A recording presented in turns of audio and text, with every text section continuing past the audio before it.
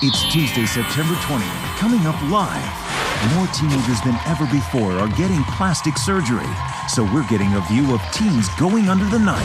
First, how young is too young? From breast implants to nose jobs, meet teens who have already had work done and the parents who let them do it. Then, find out why one teen says getting gastric bypass surgery at 14 years old was her only hope of ever losing weight. And meet another 14-year-old who says getting the controversial surgery is his last chance to get his life back. Plus, if you want to keep your kids out of the plastic surgeon's office later, take them to the orthodontist now. Because there's a procedure that'll make sure they grow up with tight skin, full lips, and a perfect profile. And we're showing off the amazing results.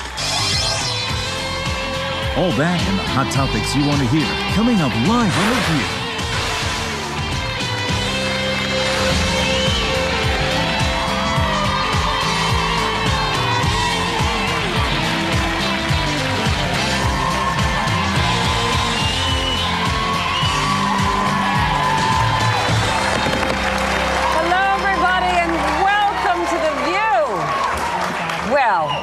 When I was a teenager, it was exotic to see a kid get a nose job. That was about as exotic as it got. But now teens are going under the knife for just about everything from nose jobs to boob implants to gastric bypass surgery. I had no idea when we were planning the show how many kids now are having these procedures. Yeah. It's up 20% from 4 years ago. How safe is it for a young person whose body is still continuing to grow and move and change? Well, we've got a lot of doctors here to address that. Actually, there's one right in our audience. Doctor, I want to make sure I pronounce your last name right, so can you say it for me? Svehlak. Svehlak, okay. Yes. You are a plastic surgeon in LA, so you have seen it all. What's your answer to Star's question? Well, she's totally correct what she said. The body's always growing, especially through the teens. Right. And there's certain procedures that are appropriate, and then others that aren't. And some that aren't appropriate so much are such as rhinoplasty you were talking about. Nose jobs. The nose jobs, yes. Those are not appropriate? Call it what it is, doctor. But that's the one that most kids get. In certain circumstances, yes, they are. But one thing that I think parents and teens have to know is that the nose is growing up until about 16 or 17 years of age. Especially the ones who lie.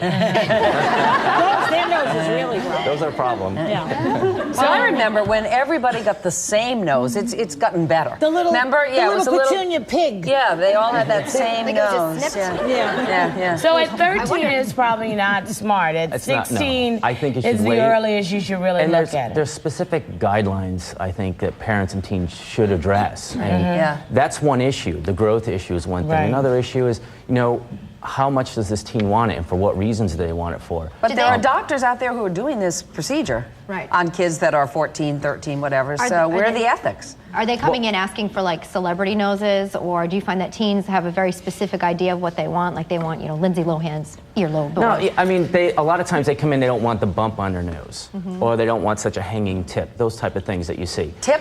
Tip of the nose. You know what I thought? You're speaking my language now. I don't either. When I was a teenager, I have a bump on my nose. Yeah. And I said to a friend of mine, I think I should have my bump taken out. And she said, yeah, go do that. You'll have more friends. And I thought, she was kidding. She was saying it sarcastically, as if that was going to change my life. But there are people who believe it changes their life. And there are people for whom it does change your life. There are certain people it will change your life. Yeah. There's a guy here today who said it's changed his social life. Absolutely. I know in the gastric bypass for young people, a lot of doctors, there's a big controversy over whether or not teenagers should ever have that. And we're definitely going to talk about that. We also have a whole segment. Thank you very much, Doctor. Actually, thank you.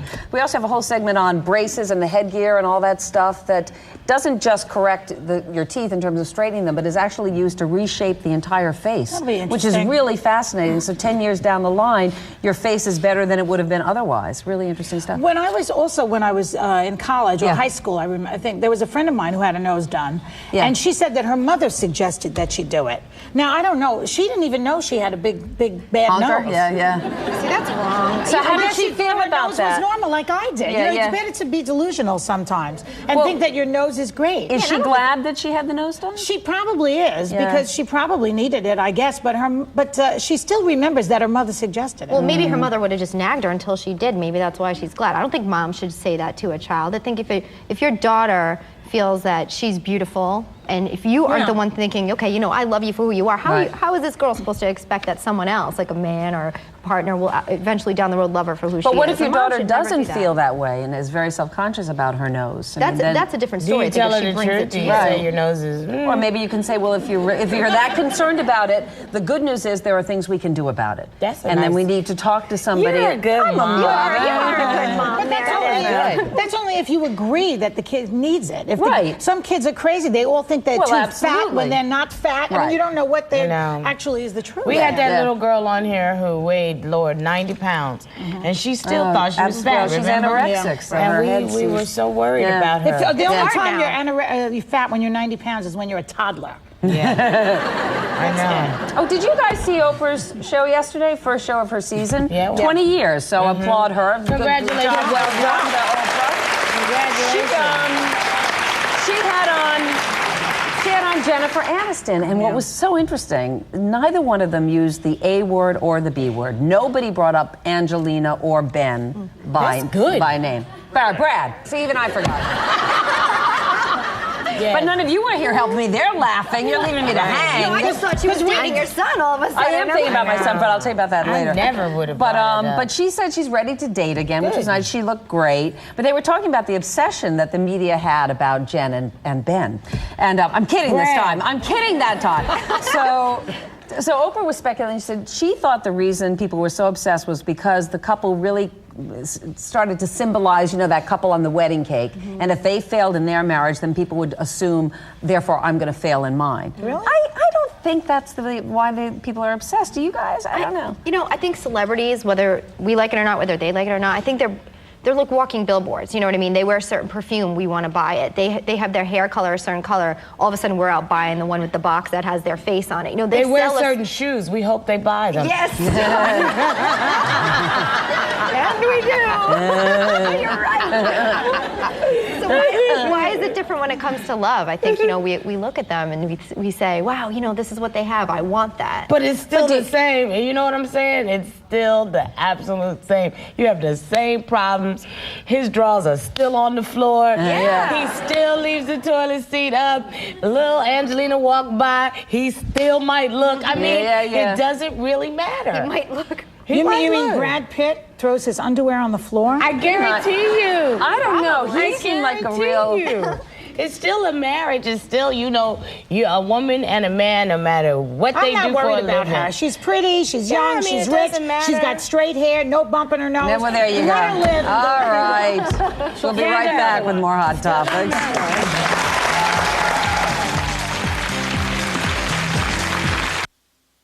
Ray Charles, Genius and Friends, the new duets album.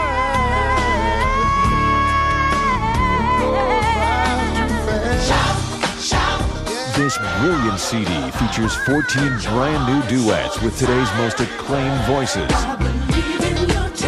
Ray's Last Wish, granted by the artists he inspired. Hope someday. Ray Charles, Genius and Friends, available at Target.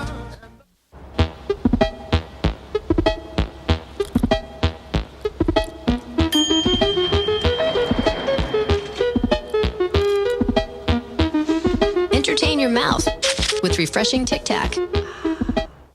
Since I have type 2 diabetes, I try to do what my doctor says. But her blood sugar is still too high. I exercise whenever I can, but his number still won't come down. I try to watch what I eat. But her blood sugar is still not under control. Even though you diet, exercise, and take your medicine, managing type 2 diabetes can be hard.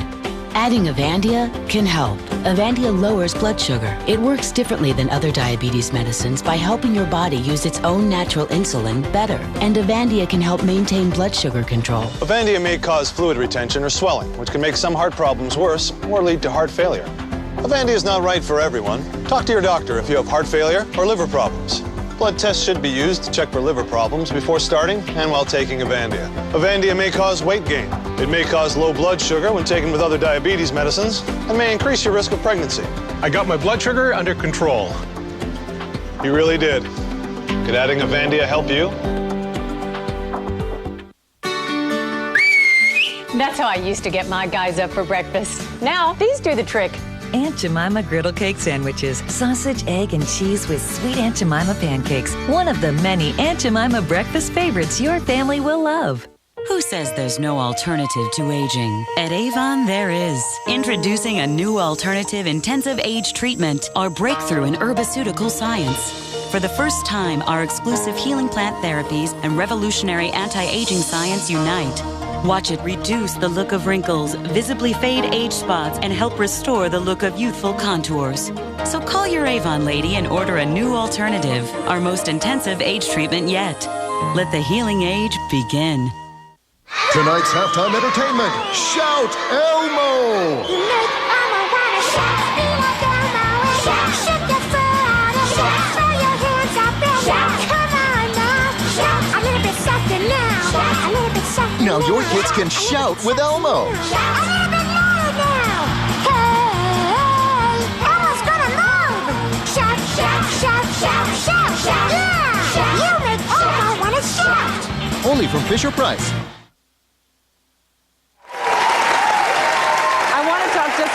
More about Oprah's show because I was waiting for this first show to see what she would say about the incident this past summer at the Hermès store in Paris when she was Hermès. Well, I obviously don't shop there. When she was refused entry, Oprah said that it really came down at the end of the day. It came down to one rude sales clerk. Have you ever been in a store where you've been so mistreated by someone you've decided I'm never going back there again? This lady's shaking her head. You would up and boycott the down. entire store? Yeah. No, really? I'm not sure I would boycott an entire store. Your instincts just say, I can't believe they treated me that way. When in reality, it wasn't them. It was just one person who was having either a bad day or something. These people who don't agree with you, if you criticize the country, they say, why don't you move out? It's the same thing. It's like, I'm not going to move out of the country, and I'm not going to leave Bloomingdale's. No. Right. I talk a big game right at the beginning, you know what I mean? Like there was this water vendor when I run, and right after when I got out of my run, there's the water vendor, and every time I'd go buy water, and he is like really rude and doesn't give me the right change back, and so I'm like, I am never getting water from this vendor again. But then I'm really thirsty when I get out of the park the next time. Exactly right. I talk a big game, and then it's all downhill. You have to be nice to people. I remember stories about rock stars in the 70s and how they would look like really skeevy and dirty, and then they were worth millions and millions, and they would be dissed by the salespeople. You don't know who you're dealing with. No, I know exactly. That's exactly. That's what happened to her. But I thought she said that there was some racism involved. Well, she implied there might have been, but she didn't directly say that. In fact, she said at the end, the head of the Hermès. Well, I swear, I don't go there. All right, Hermès. His name was, I think the guy's name was Chavez. Wasn't it? It was. But the president of Hermès. Yeah, and he apologized to Hermès USA or whatever, and she said, go buy this bag, whatever the bag was. A Birkin bag. So everybody kissed and made up.